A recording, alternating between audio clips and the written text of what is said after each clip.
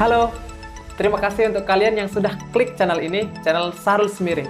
Mari sama-sama kita kembangkan channel ini dengan subscribe, like, comment, and share video-videonya. Karena video-video di channel ini akan menambah ilmu teman-teman semuanya. Skuy, kita lihat videonya. Assalamualaikum warahmatullahi wabarakatuh. Perkenalkan, nama saya Sahrul Semiring dengan NIM C1F018050 dari kelas R006 Prodi Ekonomi Islam Fakultas Ekonomi dan Bisnis Universitas Jambi. Di sini saya akan mempresentasikan PPT saya guna untuk memenuhi tugas mata kuliah akuntansi syariah. Di sini saya akan membahas beberapa poin, yaitu akuntansi syariah, hubungan syariah Islam dan akuntansi, serta perkembangan transaksi syariah. Langsung saja ke pembahasannya. Yang pertama, pengertian akuntansi syariah. Akuntansi syariah secara etimologis, kata akuntansi berasal dari bahasa Inggris, yaitu accounting.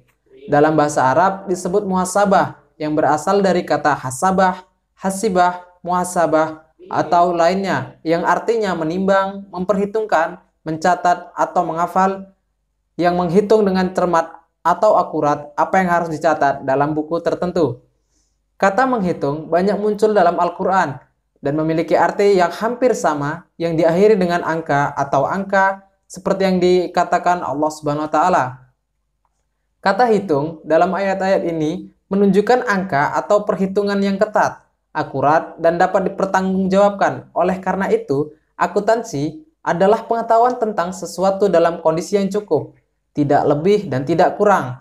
Berdasarkan uraian di atas, dapat disimpulkan bahwa akuntansi syariah adalah kegiatan mengidentifikasi, menjelaskan, dan melaporkan dengan mengambil keputusan ekonomi berdasarkan prinsip akad syariah yang tidak termasuk zulhum atau zolim, riba, masyir, goror, atau curang, barang yang haram dan berbahaya. Satu set lengkap laporan keuangan mencakup elemen-elemen berikut: neraca laporan, laba rugi, laporan harus kas, laporan perubahan ekuitas, laporan sumber dan penggunaan dana zakat, laporan sumber dan penggunaan dana kebajikan, catatan atas laporan keuangan. Yang kedua, hubungan syariah Islam dengan akuntansi. Akuntansi syariah merupakan suatu bidang akuntansi yang mengedepankan dua hal, yaitu pertanggungjawaban dan pelaporan. Yang keduanya sejalan dengan ketentuan hukum Islam. Luasnya perlaporan langsung dipertanggungjawabkan kepada Allah Subhanahu wa taala. Bidang akuntansi telah disandingkan dengan istilah syariah, sehingga sistem, kegiatan dan pelaporan yang ada sejalan dengan syariah Islam yang diajarkan oleh umat Islam. Karena keuntungan bisa diraih. Prinsip akuntansi syariah adalah rasa tanggung jawab atas keadilan dan asas kebenaran. Perbedaan lain yang sebagai berikut.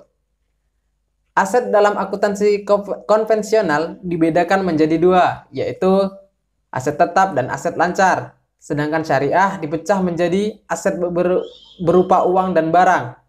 Barang yang dimaksud adalah barang pribadi atau barang umum. Dalam konsep Islam, barang seperti emas dan perak menempati posisi yang sama. Konsep konvensional mengikuti teori cadangan dan ketelitian, menanggung semua kemungkinan kerugian dalam perhitungan dan keuntungan.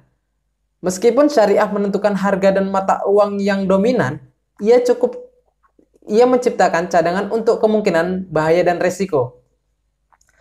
Konsep konvensional menerapkan prinsip keuntungan universal, sedangkan syariah membedakan antara keuntungan dari kegiatan utama dan keuntungan dari sumber haram. Konsep syariah menggunakan prinsip bahwa untung ada pada saat terjadi peningkatan nilai barang, baik dijual maupun tidak. Keuntungan tidak boleh dibagikan sampai menjadi nyata. Poin terakhir yaitu perkembangan transaksi syariah. Dalam 3 dekade terakhir, lembaga keuangan mengalami perkembangan yang sangat pesat, seperti bank, asuransi, pasar modal, dana pensiun, dan lain-lain.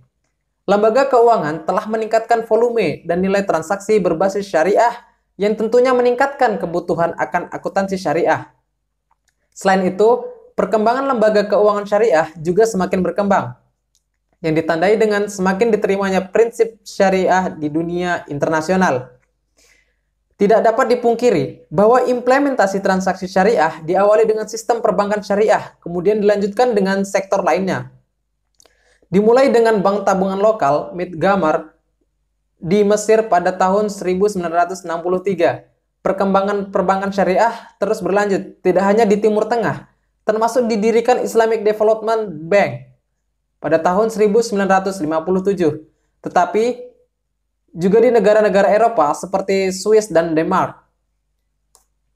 Perkembangan yang sama juga terjadi di negara bagian Asia Tenggara yang penduduknya mayoritas Islam. Di Malaysia, bank syariah pertama berdiri pada tahun 1982. Sementara di Indonesia baru ada 90 tahun kemudian dengan berdirinya Bank Muamalat Indonesia pada tahun 1991. Perkembangan yang sama juga terjadi di negara Asia Tenggara seperti berikut.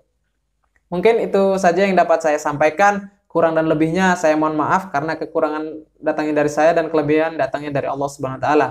Ayo, jika teman-teman ingin bertanya silahkan komen di bawah, dan juga mari kita sama-sama kembangkan channel ini dengan cara subscribe, like, komen, dan share. Terima kasih. Saya Sarul Semiring. Wassalamualaikum warahmatullahi wabarakatuh.